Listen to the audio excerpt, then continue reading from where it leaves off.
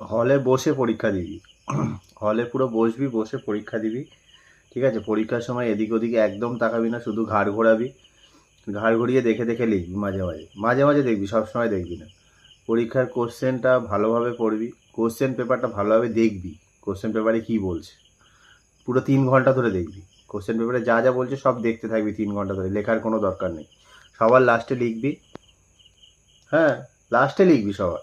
কেন খেলায় extra time দেয়, পরীক্ষায় কেন এক্সট্রা টাইম দেবে না? পরীক্ষায় তোকে এক্সট্রা টাইমও দেবে। স্যার কিছু বললে বলবি আমি এক্সট্রা টাইমে লিখবো, আমি পরীক্ষায় 3 ঘন্টায় লিখতে পারবো না। তারপরে লিখবি, লেখা শেষ হয়ে গেলে পেনের কালি যদি শেষ হয়ে 10টা মতো পেন নিয়ে যাবি, বেশি পেন নেওয়ার দরকার নেই, 10টা মতো নিস। একটার কালি শেষ হলে অন্য কালি দিয়ে আবার লিখবি। খাতা শেষ হয়ে গেলে খাতা চাইবি না। কি চোতা? না না, চোতা ফোতা নিবি না। চোতা নিয়ে যাস, কিন্তু অন্য ছেলেরা যে চোতা নিয়ে যাবে তুই ডাইরেক্ট বই নিয়ে যাস, তুই বই দেখেই লিখিস, ঠিক আছে?